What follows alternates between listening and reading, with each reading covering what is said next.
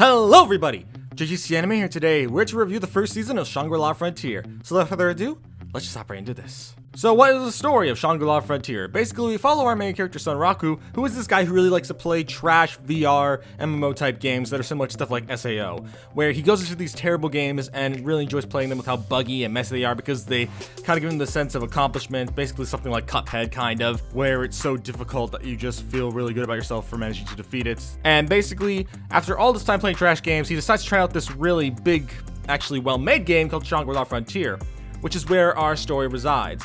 And thus, his adventures there begin, while he also interacts with a lot of his gamer friends who he ends up hanging out with and also accomplishing some of the goals, which I won't talk about too much because those will be spoilers, but yeah, that's how the story starts, and yeah, it's not a great description, but we're just gonna roll with it. So, in terms of spoiler-free thoughts for Shangri-La Frontier, I really enjoyed this anime. I really flippin' liked it. And what I also really enjoyed about it was how you could really just come and go with it as you please. Like how I ended up watching the first 12 episodes, but then left for like a month or two and then came back and watched the rest. And I felt like I missed nothing. I felt like I still understood everything of what was happening. And I really enjoyed it. I liked it a lot. And overall, I just had a very good time with it. It did an amazing job at a lot of things, from like how it represents video games, where it doesn't try to be like this unrealistic type of game. It tries to really push things into a realistic perspective of what a video game like that would be like in real life, which is something I really appreciate because as someone who's played a lot of video games in my life, there are lots of shows out there that are video games that I'm just like, that's not how games work. I don't think a game could do that in this day and age or anytime soon.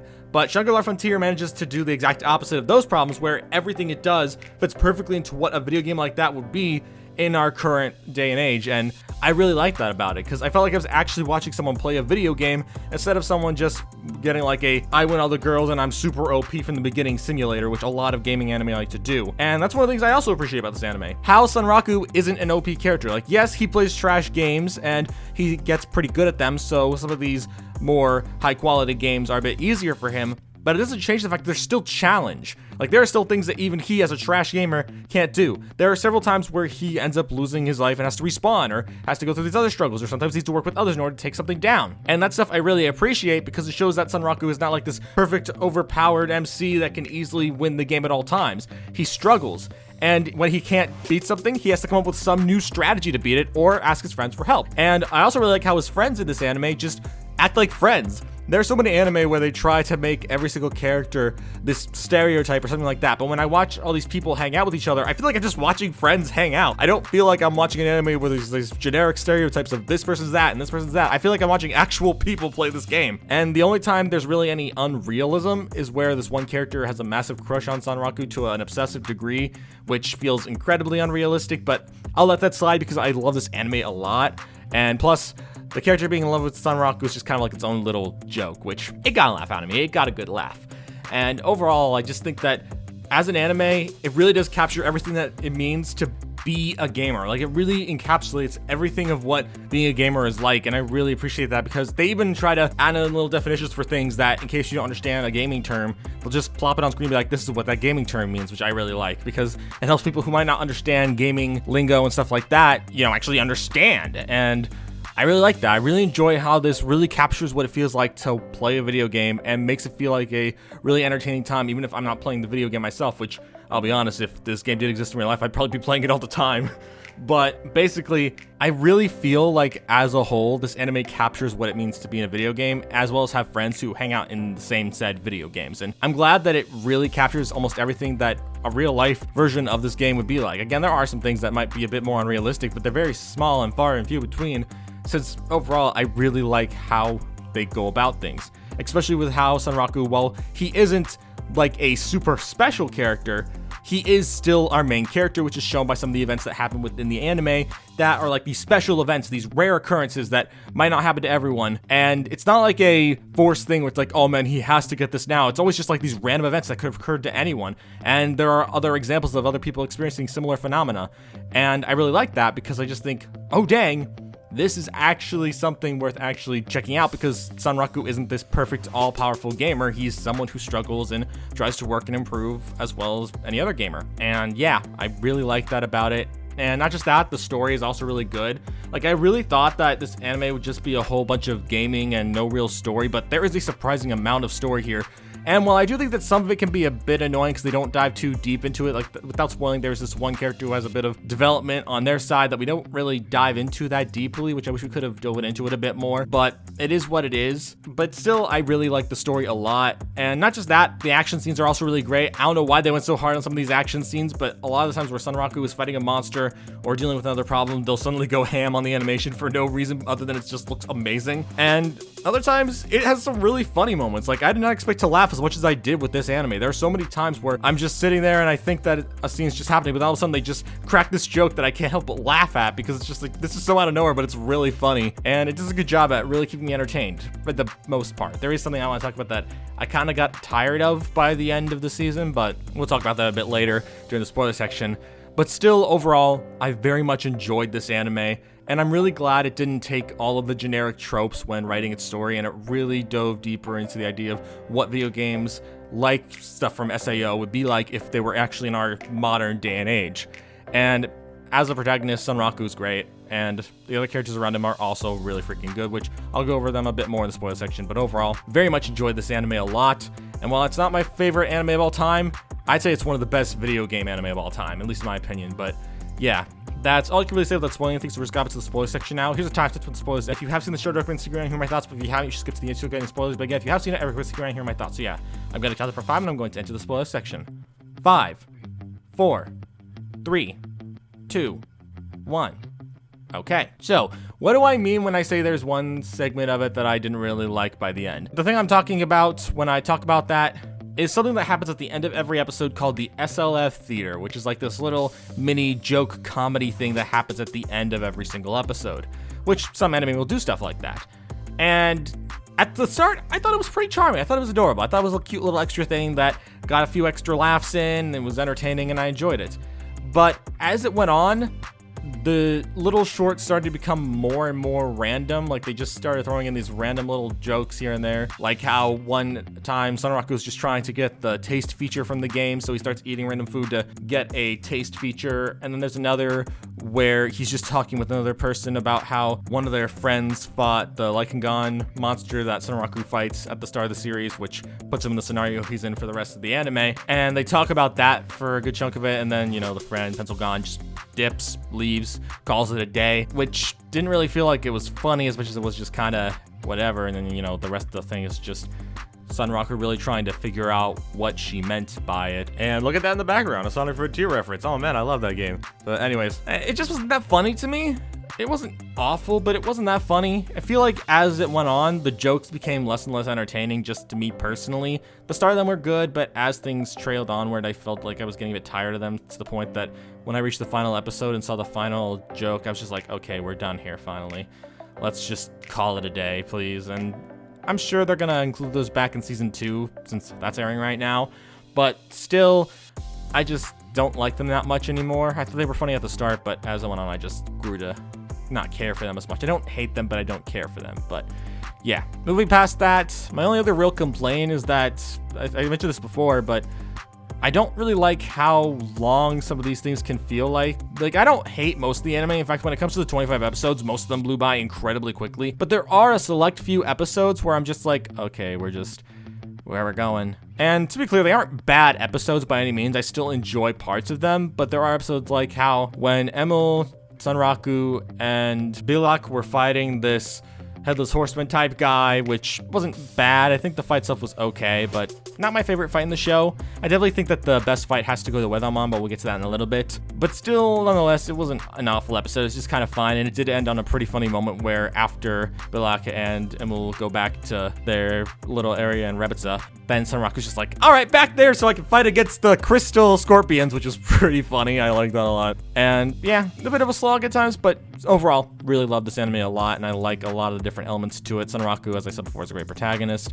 He's funny, and he tends to have the very much massive gamer mentality, which I really enjoy because he just kind of thinks like a gamer, and I can't help, which I know he is a gamer, and I just can't help but be like, yeah, if I was in his position, I might do that too.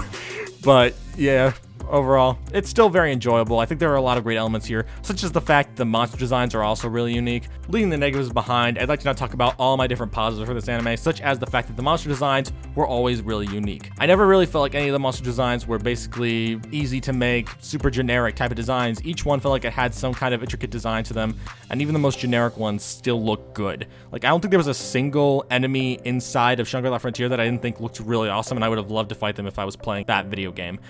And I really like how they all look.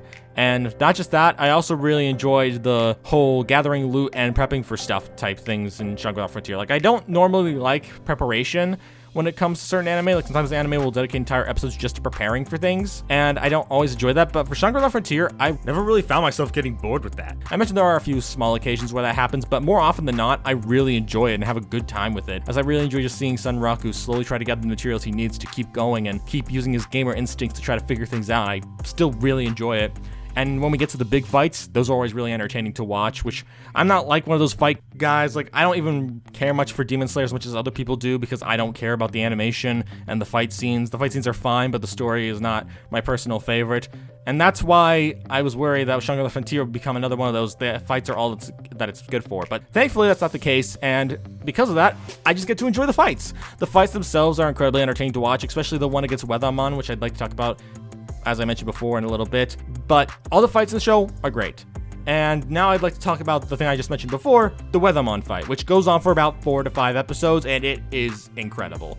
Like, I did not think they'd be able to make the boss battle go as hard as it did, but adding to the awesome soundtrack and incredible animation at times, it did an amazing job at, despite the fact, once again, this is a video game, they still managed to make it feel like it was risky, and the fact that they include a lot of video game gimmicks and how the characters kept dying and how to use revival stuff really just showed me that, yeah, they really are gamers trying to beat this thing, and they're struggling, but they somehow pull it off, not because of some, like, power of friendship or some kind of amazing boost of like, oh man, I need to survive, power! No, it's just like, oh yeah, we have the necessary materials to make this happen. We got the right items and equipment that make it so that we can survive this. They don't try to pull some bullcrap or anything. They are literally just like, we have the equipment from this game, we're gonna use it to win. And I really like that, because they could have easily gone the power of friendship route, but they don't. Instead, they try to actively, use the items they have on hand to win the battle. And I really like that. And that's why the Weathermon fight overall was super freaking entertaining. I really loved it. And I'm really glad it went on as long as it did. I thought that because it was like 4 to 5 episodes, it'd be a really drawn out fight and I would get tired of it by the end, but I didn't.